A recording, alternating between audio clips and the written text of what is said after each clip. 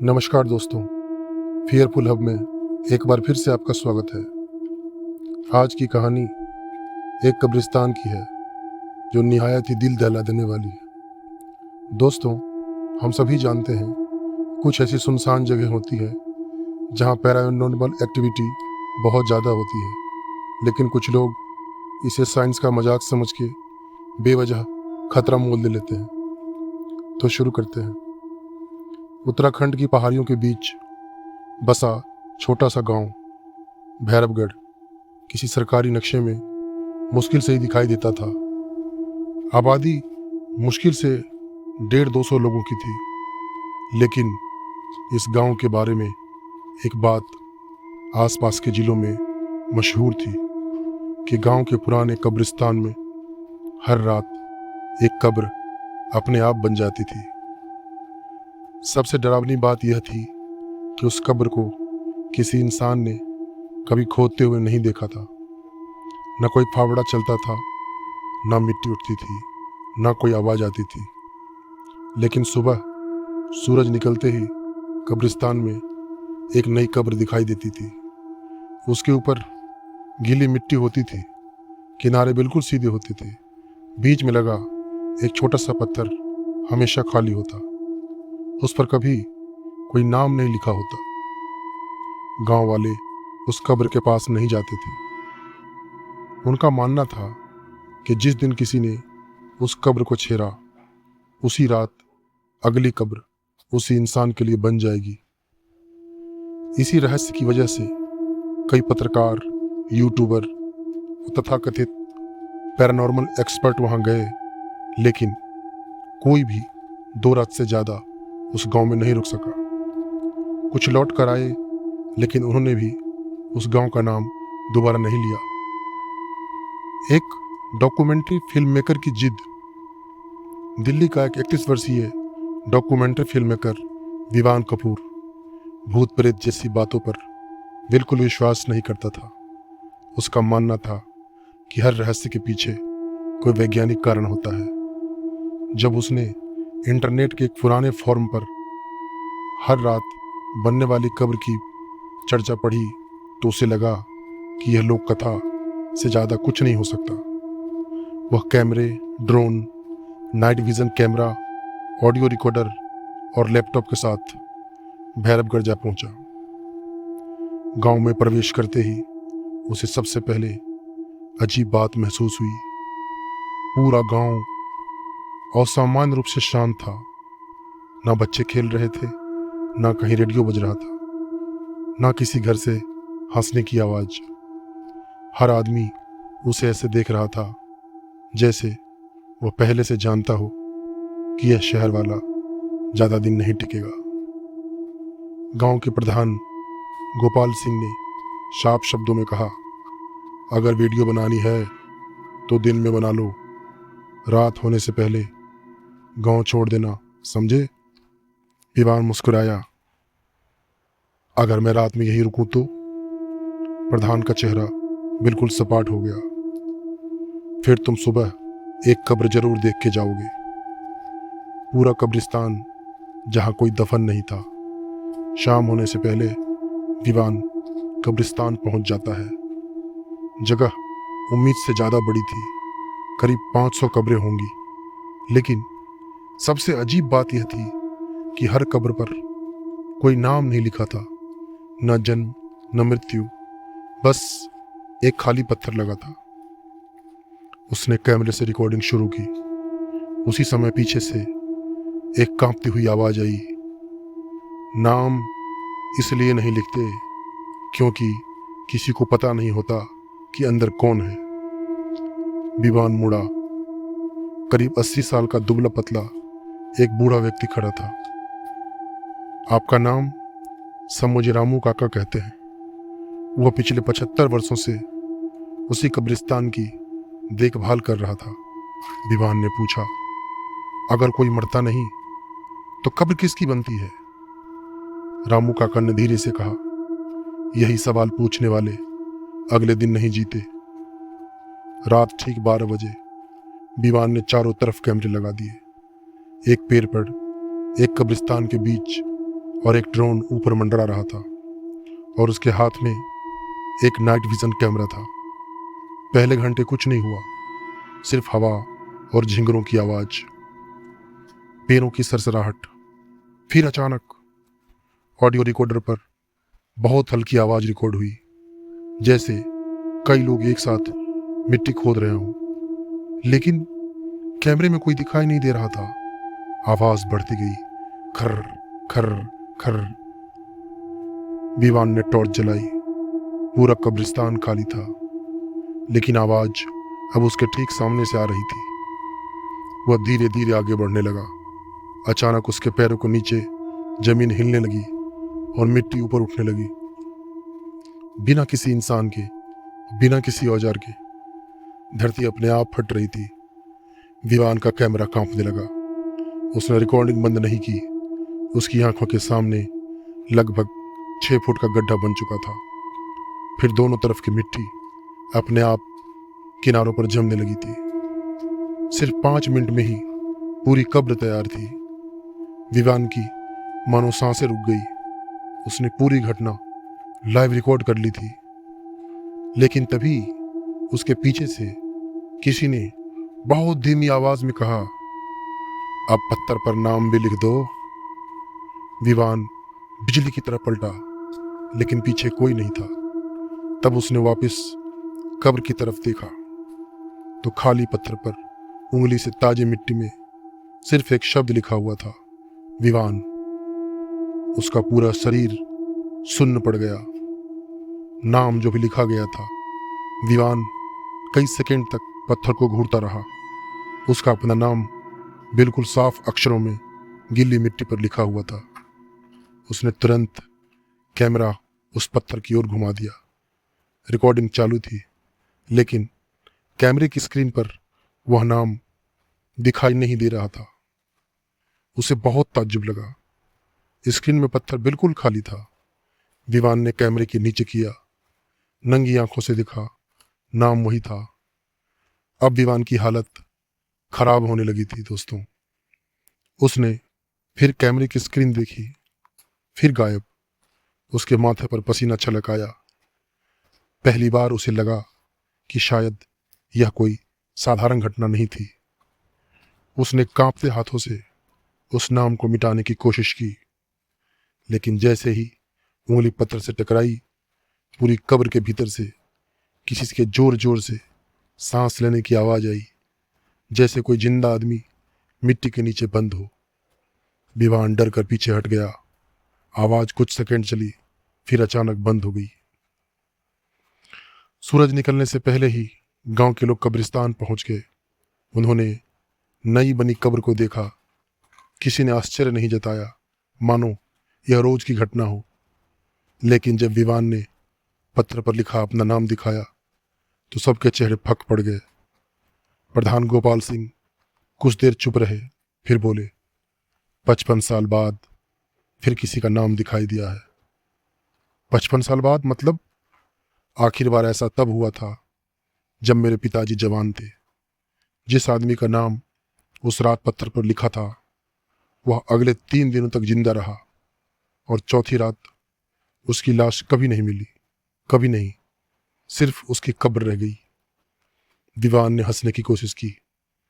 यह सब अंधविश्वास है, लेकिन उसकी आवाज में अब पहले जैसी मजबूती नहीं थी। वह अंदर से डर रहा था। उसने कमरे में लौटकर रात की रिकॉर्डिंग लैपटॉप में ट्रांसफर की। शुरुआत सामान्य थी, खाली कब्रिस्तान, हवा और झिंगरों की आवाज। फिर आधी रात धरती अपने आप फटने लगती है। सब कुछ रिकॉर्ड हुआ था, लेकिन एक चीज ऐसी थी जिसे देखकर विवान की रीढ़ में बर्फ उतर आई। जहां उसने पूरी रात कोई इंसान दिखाई नहीं दिया था। वीडियो में सैकड़ों धुंधली आकृति थी। वे सभी फावड़े चला रही थे, मगर उनकी हरकतें इंसानों जैसी बिल्कुल नहीं थी। कोई उल्टा झुककर मिट्टी खोद रहा था, किसी का सिर पीछे की तरफ मुड़ा हुआ था, कोई बिना सिर का था, कुछ बिना पैरों के जमीन पर फिसल रहे थे, और सबसे आगे एक लंबा आदमी खड़ा था जिसके हाथ में लकड़ी की तख्त थी। वह हर सेकंड बाद उस खाली पत्थर की तरफ इशारा करता। वीडियो के आखिरी में वही आकृति की कैमरे की तरफ देखने लगा। धीरे धीरे उसका चेहरा साफ होने लगा। विवान की सांसें रुक गई। वह चेहरा उसी का था, लेकिन आंखें पूरी तरह काली थी और होठों पर अजीब मुस्कान थी, डरावनी मुस्कान। गांव का सबसे पुराना राज। रामू काका ने शाम को विवान को अपनी पुरानी मिट्टी के घर बुलाया। कमरे के कोने में लकड़ी का एक संदूक रखा था। उसमें पीले पड़ चुके कागज, पुराने नक्शे और ब्रिटिश दौर की डायरी रखी थी। उन्होंने एक नक्शा सामने फैलाया। यह कब्रिस्तान पहले कब्रिस्तान नहीं था। विवान ने ध्यान से देखा। नक्शे पर वहां अपूर्ण स्मृति चित्र लिखा था। रामू काका ने बताया, लगभग 150 साल पहले यहाँ एक मानसिक चिकित्सालय बनने वाला था। निर्माण शुरू हुआ, लेकिन पहले ही रात मजदूर गायब होने लगे। किसी को शव ही नहीं मिले। काम बंद हो गया। बाद में लोगों ने देखा कि जहां मजदूर गायब हुए थे वहां रोज नई मिट्टी उभरती रहती थी। डर के कारण उस जगह को कब्रिस्तान बना दिया गया। लेकिन बिना शव के कब्र? रामू काका ने धीमे से कहा, यही तो रहस्य है। यहां पहले कब्र बनती है, इंसान बाद में गायब होता है। अब डर विवान के भीतर तक घर कर चुका था। फिर भी उसकी पत्रकार वाली जिद हार नहीं मान रही थी। उसने तय किया कि आज वह नई बनी कब्र के पास ही बैठेगा। अगर कोई इंसान यह सब कर रहा है तो आज पकड़ लिया जाएगा। रात गहराने लगी। 12 बजने में सिर्फ 5 मिनट बचे थे। इस बार उसने अपने चारों ओर नमक की एक गोल रेखा बनाई। उस गांव वालों की सलाह थी, जिस पर उसे खुद विश्वास नहीं था। घड़ी ने 12 बजाए। पहले हवा चली, फिर अचानक पूरा कब्रिस्तान एक साथ कांप उठा। लेकिन इस बार मिट्टी कहीं और नहीं, सीधे उसी कब्र से हिलने लगी थी जहां उसका नाम लिखा था। मिट्टी धीरे धीरे धंसने लगी और कुछ क्षण बाद उस कब्र के अंदर से किसी ने पहली बार अपना हाथ बाहर निकाला। उस हाथ मिट्टी से सना हुआ था, लेकिन सबसे भयावह बात यह थी, उसकी कलाई पर वही घड़ी बंधी थी जो विवान इस समय अपने हाथ में पहने हुआ था। मिट्टी के नीचे से दूसरा विवान कुछ पल के लिए मानो जड़ सा हो गया। कब्र से बाहर निकला हाथ धीरे धीरे मिट्टी को हटाने लगती है। नाखूनों से गीली मिट्टी भरी थी, त्वचा पर खरोच थी और वह कलाई वही स्टील की घड़ी चमक रही थी जो विवान ने अपने पिता के जन्मदिन पर खरीदी थी। उसकी स्क्रीन पर समय भी वही था, 12:03। यह संयोग नहीं हो सकता था। विवान ने अपने हाथ की घड़ी देखी, समय बिल्कुल वही। अचानक कब्र के भीतर से एक चेहरा बाहर आता है। वह चेहरा विवान का ही था, लेकिन ये क्या, वह बूढ़ा दिखाई दे रहा था। चेहरे पर गहरी झुर्रियां थी, दाढ़ी बेतरतीब बढ़ी हुई और आंखों के नीचे काले खड्डे। ऐसा लगता था जैसे वह कई वर्षों से किसी अंधेरी जगह में कैद रहा हो। उसने बाहर आते ही तेज आवाज में कहा, भागो, भाग जाओ। सूरज निकलने से पहले इस गांव से निकल जाओ, वरना तुम भी मेरी तरह यहीं रह जाओगे। विवान पीछे हट गया। तो तुम कौन हो? वह आदमी कड़वी हंसी हंसा। मैं वही हूं जो तुम 5 साल बाद बनोगे। विवान ने सोचा कि शायद उसका कोई हम शक्ल है, लेकिन अगले ही पल उस आदमी ने ऐसी बातें बताई जो दुनिया में दूसरा कोई नहीं जानता था उसके सिवाय।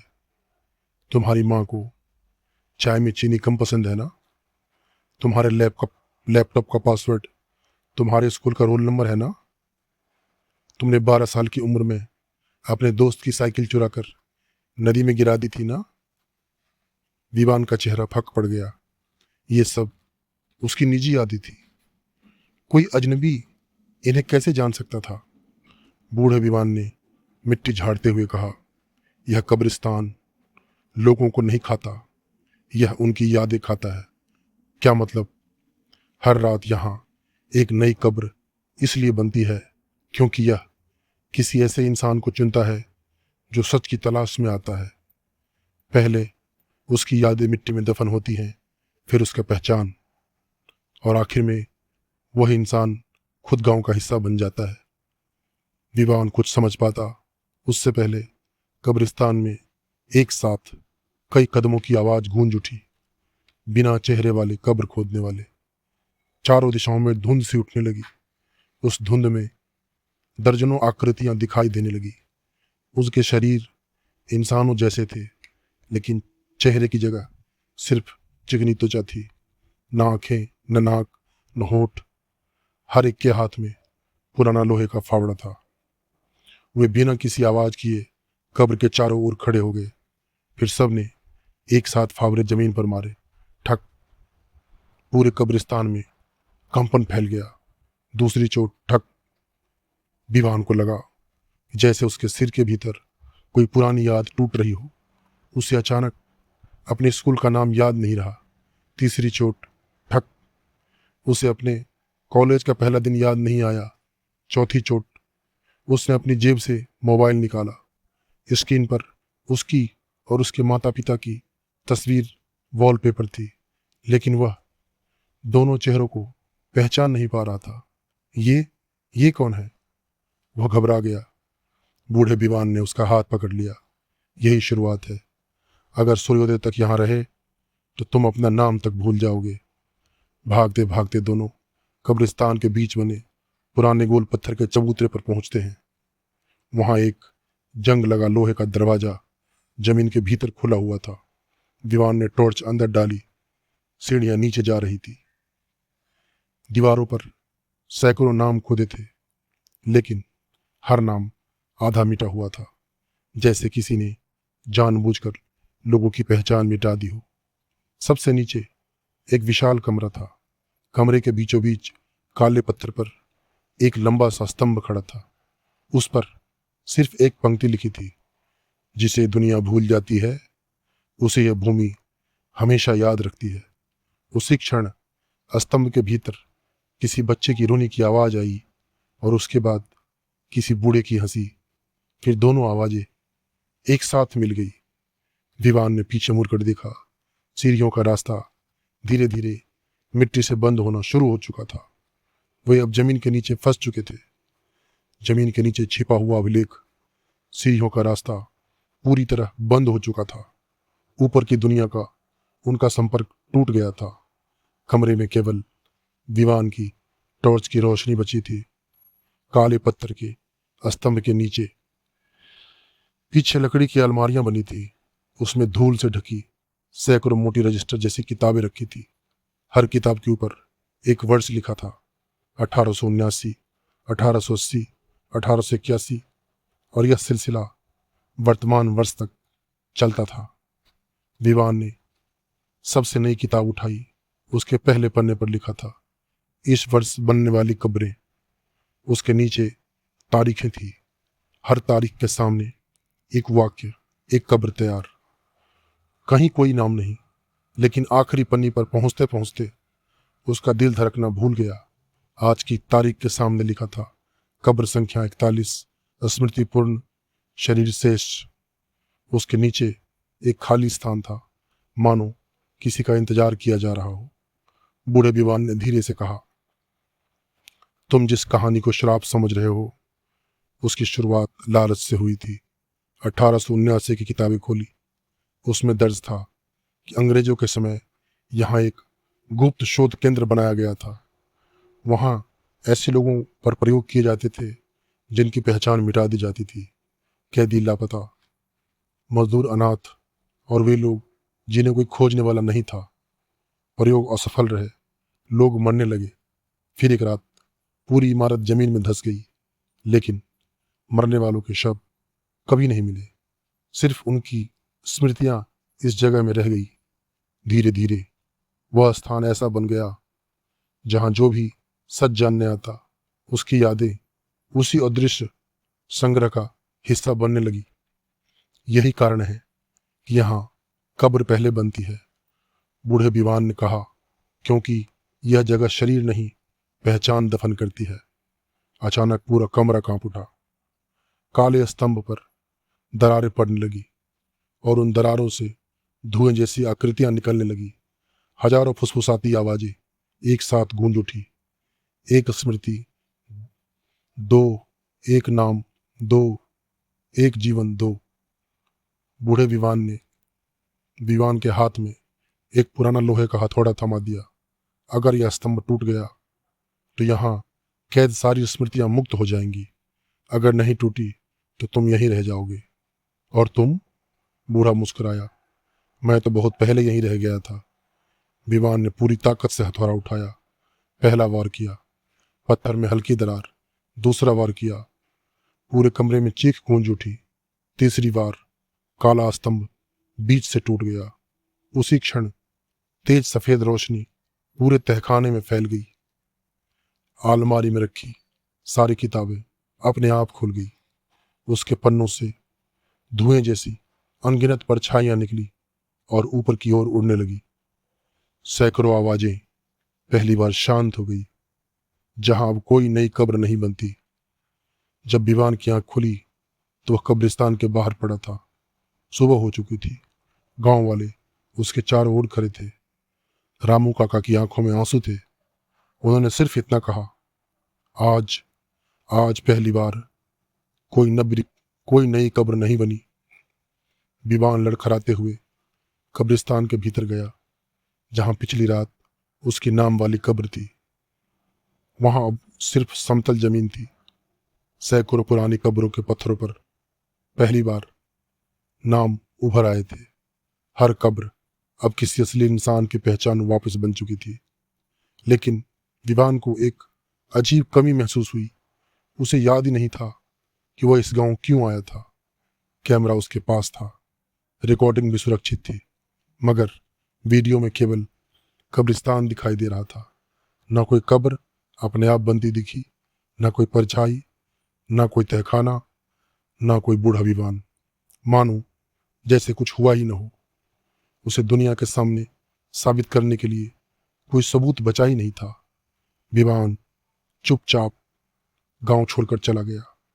कई महीनों बाद उसने उस यात्रा पर डॉक्यूमेंट्री बनानी चाहिए तो उसे सबसे जरूरी चीज याद ही नहीं आई, भैरवगढ़ का रास्ता। वह नक्शों में उसे कभी दोबारा ढूंढ नहीं पाया और आज तक किसी सरकारी रिकॉर्ड में यह दर्ज नहीं है कि उस स्थान पर कोई कब्रिस्तान था। लेकिन आसपास के पहाड़ी गांवों में आज भी बुजुर्ग एक बात जरूर कहते हैं, अगर किसी जगह पर सुबह बिना वजह मिट्टी दिखाई दे तो उसे कभी मत खोदना। हो सकता है वहां किसी इंसान का शरीर नहीं, उसकी पूरी पहचान दफन हो रही हो। दोस्तों, अगर आपको हमारी कहानी अच्छी लगी हो तो हमारे चैनल फियरफुल हब को सब्सक्राइब करना ना भूलें और लेटेस्ट कहानियों के लिए बेल आइकन भी दबाना ना भूलें। नमस्कार।